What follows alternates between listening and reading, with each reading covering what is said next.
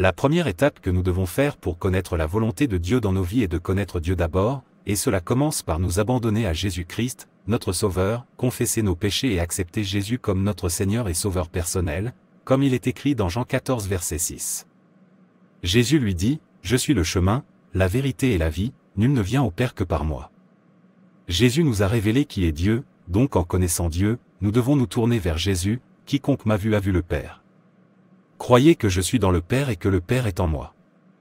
Il n'y a pas d'autre chemin vers Dieu, seul Jésus est le chemin. La deuxième étape est de marcher avec Dieu vous ouvre les yeux sur sa volonté dans votre vie. Comment pouvons-nous marcher avec Dieu? Nous pouvons marcher avec Dieu en développant une relation avec lui en passant du temps dans sa parole. Pour savoir ce que Dieu veut et ce qu'il ne veut pas, vous devez étudier la parole de Dieu et la connaître vous-même. Lorsque vous connaîtrez la parole de Dieu, non seulement vous connaîtrez sa volonté dans votre vie, mais cela vous rendra également puissant. Personne ne peut vous tromper, pas même Satan lui-même. C'est l'importance d'étudier la parole de Dieu. Prenez le temps de prier, priez toujours. Mettez Dieu en premier en mettant tout entre ses mains. Cherchez sa face avant de prendre une décision. Saisissez toutes les occasions possibles pour participer à des études bibliques en église ou en petits groupes. 1 Jean 1, verset 7.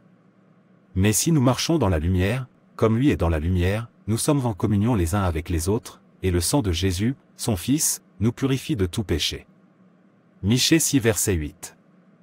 Il t'a fait comprendre, homme mortel, ce qui est bon et ce que l'Éternel exige de toi, agir avec justice, chérir l'amour miséricordieux de l'Éternel et marcher humblement en compagnie de ton Dieu. Afin que vous puissiez vivre d'une manière digne du Seigneur et lui plaire pleinement en portant du fruit en faisant toutes sortes de bonnes choses et en grandissant dans la pleine connaissance de Dieu. Vous êtes fortifiés par toute puissance selon sa puissance glorieuse, afin que vous puissiez tout supporter patiemment avec joie. Colossiens 1 verset 10 à 11. Troisièmement.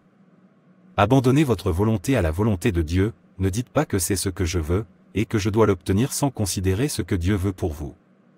Engagez-vous à faire tout ce que Dieu désire que vous fassiez.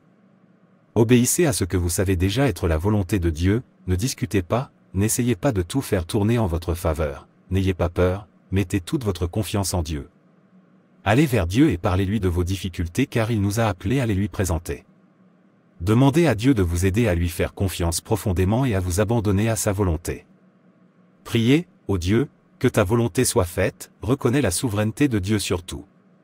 Isaïe 40, verset 31, « Mais ceux qui se confient en l'Éternel renouvelleront leur force, ils s'envoleront sur des ailes comme des aigles, ils courront et ne se lasseront pas, ils marcheront et ne s'évanouiront pas. Laissez Dieu prendre le contrôle et dominer votre vie. » Jérémie 29 verset 11.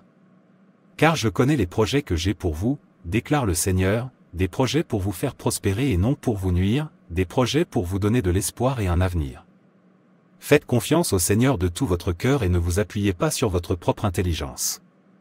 Dans toutes vos voies, reconnaissez-le, et il aplanira vos sentiers. Proverbe 3 versets 5 à 6.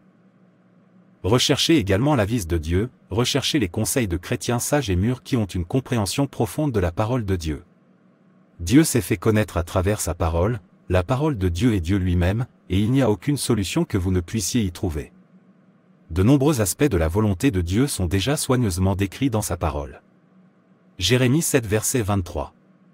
Mais je leur ai donné cet ordre, obéissez à ma voix, et je serai votre Dieu, et vous serez mon peuple. Et marchez dans tout le chemin que je vous commande, afin que tout se passe bien pour vous. Soyez attentifs à vos cadeaux. Dieu a donné à chacun de nous des dons et des talents uniques qui peuvent être utilisés pour le servir.